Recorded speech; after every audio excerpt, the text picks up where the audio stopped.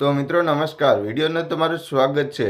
તો મિત્રો અત્યારે રાજુભાઈ કરબડા અને પ્રવીણ રામની ધરપકડ કરી તે તમે વિડીયો સ્ક્રીન પર જોઈ રહ્યા છો। કારણ કે મિત્રો છેલ્લા ઘણા દિવસથી ખેડૂતોના આંદોલન માટે જે આ બંને ભાઈઓ અને અથવા ઘણા બધા સાથે એના આગેવાનો પણ હતા, આમ આદમી પાર્ટીના ઘણા બધા કાર્યકર્તા તે બધાને અટકાયત કરવામાં આવી છે।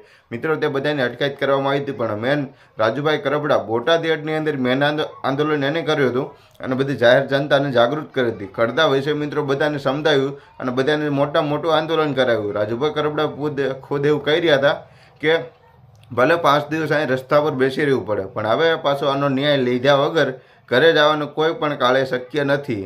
એટલે કે રાજુભાઈ કરબડા પાછા વળવાના નથી।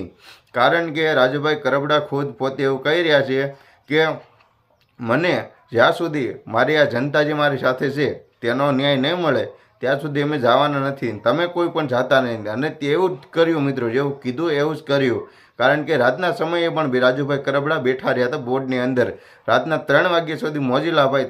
ત્યારબાદ ઘણા બધા નામી અનામી બધા લોકો ભેગા થઈ અને રાતનો ધૂન ભજન ગાવાનું શરૂ કર્યું અને રાતે 3 વાગ્યા સુધી ગાયું। 3:30 થી 4 વાગે રાજુભાઈની અટકાયત કરી અને એને લઈ ગયા બોટાદથી આગા, એટલે કે બોટાદ બહાર લઈ ગયા, ચોટીલા તરફ લઈ ગયા અને સાળંગપુર બાજુ તરફ એને બરવાળા એવું છે એને ઉતારી દીધા અને ત્યારબાદ ઘરે મૂક્યા હતા। ત્યારબાદ ઘરે એટલી બધી બંદોબસ્ત રાખ્યું કે ઘર બહાર નીકળવા નથી દીધા। ત્યારબાદ રાજુભાઈ ઘર બહાર નીકળ્યા અને ફરીવાર જુઓ તમે આપશો કે લોકો જોવો છો, મોટું આંદોલન થઈ ગયું અને આંદોલનની અંદર મારામારી થઈ, પોલીસની ગાડી તોડી નાખી। ત્યારબાદ રાજુભાઈ કરબડાની ધરપકડ કરી, પ્રવીણ રામની પણ ધરપકડ કરી। ત્યારબાદ ઘણા બધા લોકોને મિત્રો સાથે 60 થી 70 ખેડૂતોની પણ ધરપકડ કરી। મિત્રો આવા નવા ઘણા બધા વિડીયો તમારી સાથે લાવવાનું છું અને વિડીયો સારો લાગે તો લાઈક કરો, ચેનલ પર નવા હોય તો મિત્રો સબસ્ક્રાઈબ કરવાનું ભૂલતા નહીં, કારણ કે હજી હું ઘણા બધા વિડીયો લઈને તમારી સાથે આવવાનો છું।